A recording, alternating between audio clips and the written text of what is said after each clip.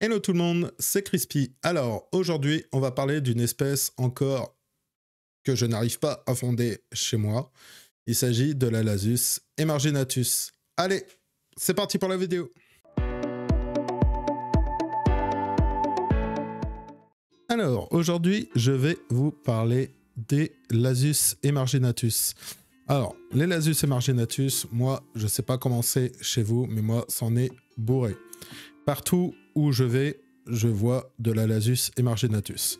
Alors, pourquoi je vous en parle aujourd'hui? Tout simplement parce que c'est une espèce que, comme je vous ai dit, on voit partout, mais que moi, chez moi, je n'arrive pas à faire. Je n'arrive pas à fonder et je n'arrive pas à élever. Du coup, ça fait quand même 2 années que j'essaye avec à peu près 4 emarginatus, donc j'en avais récupéré 2 l'année dernière et 2 l'année d'avant, donc il y a 2 ans, et impossible à élever. Je vais vous expliquer un peu la démarche, enfin je vais vous expliquer un peu ce qui m'est arrivé avec elle, et du coup on va en parler un petit peu de ça, pourquoi je n'arrive pas à les faire. Alors moi j'ai quelques hypothèses, et on verra après par la suite.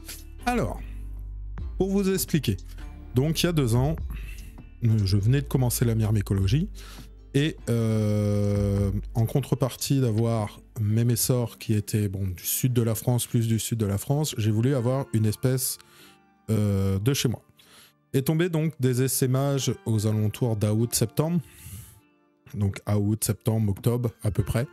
Et je vous parle de ça, moi c'était plus vers août, donc milieu août et tout ça. Donc en soirée, je suis tombé sur un essaimage, donc après recherche sur internet, parce que je venais de commencer, je connaissais pas encore trop les espèces de mon coin et tout ça, donc j'en ai déduit que c'était de la Lasus. J'ai regardé les différentes espèces de Lasus que je pouvais avoir, j'en ai déduit direct que ce n'était pas de la Lasus SP noire. Donc à partir de ce moment-là, je savais très bien que c'était pas de la Lasus SP noire, elle n'avait pas la couleur. Là où j'ai commencé un peu à regarder, c'est au niveau des couleurs qu'elles pouvaient avoir. Donc elles étaient un peu marron, tête bien foncée. Donc là je suis parti à me dire bon, c'est de la Lasus, après on verra par rapport aux ouvrières et on verra un peu comment ça va. Alors arrivé, donc j'en avais trouvé 2, donc 2 que j'ai mis en fondation directement.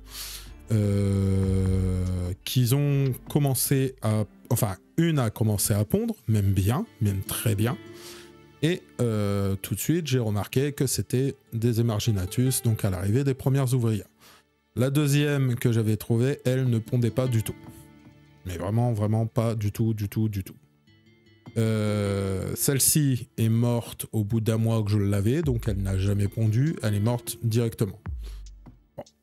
Je me suis dit, je vais me consacrer à la première, je vais me consacrer à celle qui a pondu, qui avait les ouvrières, chose que j'ai faite. Est arrivée donc la diapose, je l'ai mise en diapose, impeccable, pas de problème par rapport à ça. Entre-temps, j'avais récupéré donc ma Camponotus maculatus, donc ma colonie de Camponotus maculatus, et voilà. Donc...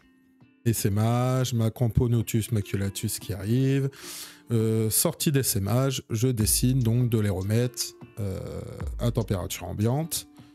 Elle a fait un bout de saison, donc en ayant 6-7 ouvrières avec elle. Arrivé un moment, elle en avait beaucoup plus, et là, malheureusement, je perds ma reine. Donc je me retrouve avec des ouvrières toutes seules, et je perds ma reine. Voilà, banal. Enfin, chose qui peut arriver et tout ça. Je me suis dit, bon, bah, j'ai fait une erreur. À partir de ce moment-là, j'ai pas trop cherché l'erreur que j'avais pu faire. Et pour moi, c'est tout simplement qu'il faisait trop chaud chez moi. Donc, dans la pièce où elles étaient, il faisait trop chaud pour elles. C'est une fourmi qui n'aime pas la chaleur. Hein. Toutes les Lasus n'aiment pas spécialement la chaleur. Donc, celle-ci, moi, je pense que, malheureusement, elle est morte à cause de la chaleur. Bon, passons. Décès donc de cette espèce. Je décide, tant bien que mal, l'année suivante, lors des essaimages, de retrouver des Lasus. Je tombe sur plusieurs Lasus SP noirs, où ça va très bien avec elle. Et j'ai donc à partir du mois d'août, je trouve une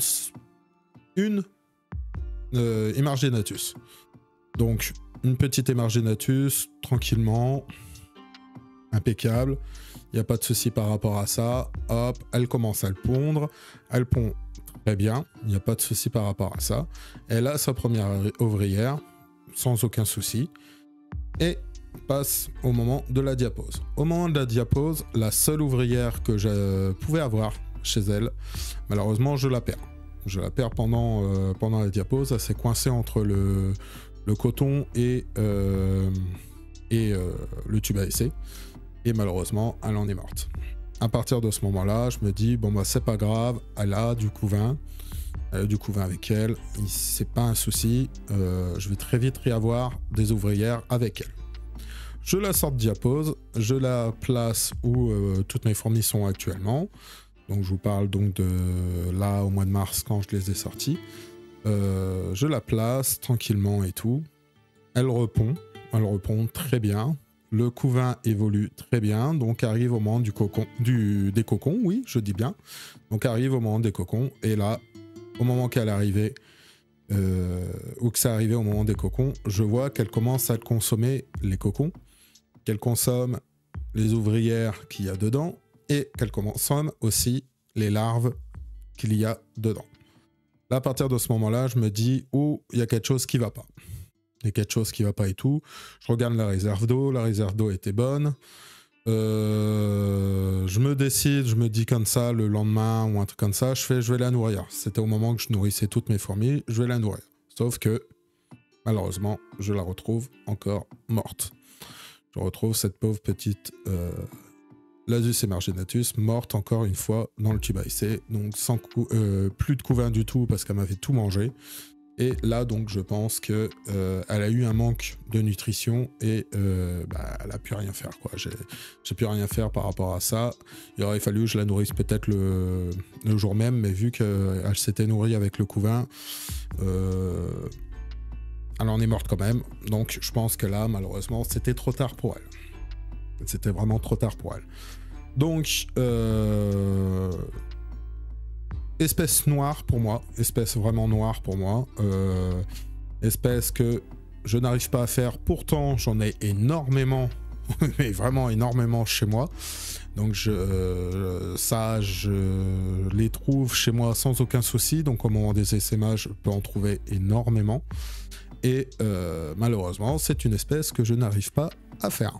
Pourtant il fait quand même assez chaud l'été par chez moi. C'est pas rare que ça monte à des 29-30 degrés, donc ça devrait aller au niveau des températures, mais comme je vous ai dit, au niveau de la résistance, au niveau des températures, c'est une fourmi qui aime la fraîcheur. On voit souvent les Lasius sortir quand il fait qui fait dans des températures entre 20-24 degrés à peu près. Dès que c'est au-delà, elles restent bien au chaud. Bien au frais dans leur fourmilière et elles ne sortent pas. Alors, bon, moi pour la première, je pense à la chaleur. Pour la deuxième, je pense malheureusement à un problème de nutrition. Elle avait plus assez de force pour élever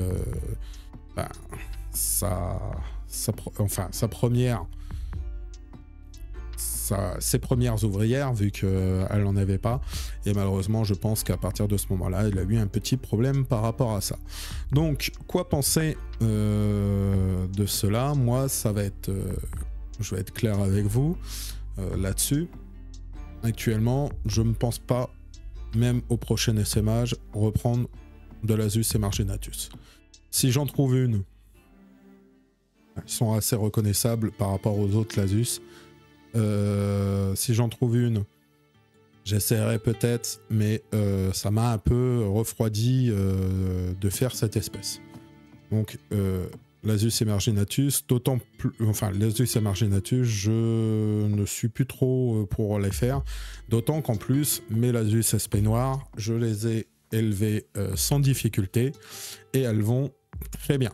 Elles vont vraiment très bien. Quand vous regardez sur mon TikTok, par exemple, vous pouvez voir assez régulièrement que je mets des images donc, de ma colonie que j'ai appelée T500.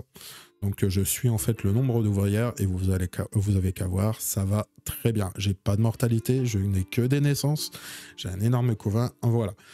Donc, au niveau des Lasus, ça va.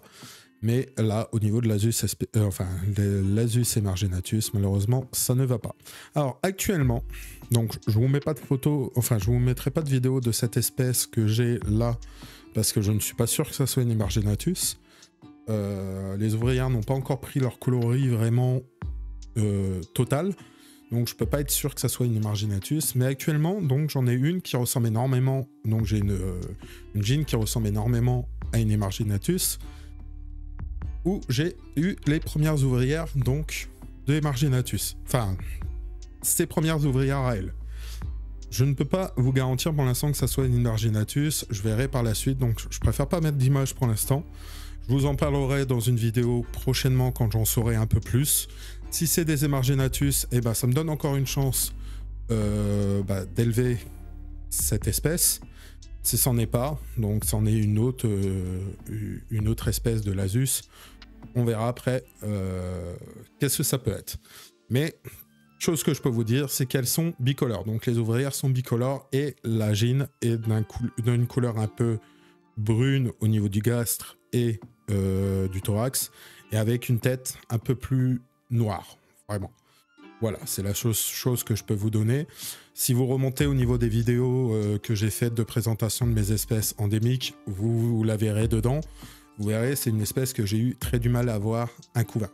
Et donc des ouvrières, et chose est faite avec une petite manipulation, donc je vous parlerai par la suite quand je saurai l'espèce que c'est.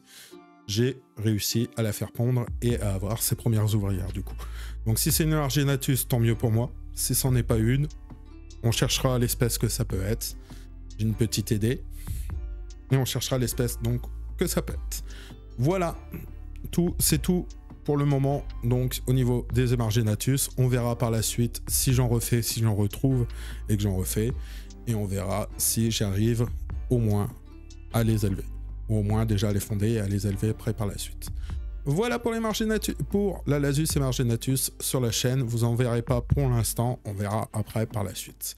Voilà, c'est tout pour cette petite vidéo. J'espère qu'elle t'aura plu. Si c'est le cas, n'hésite pas à t'abonner à la chaîne si ce n'est pas encore fait, à liker la vidéo et à surtout partager la vidéo pour faire monter mes stats.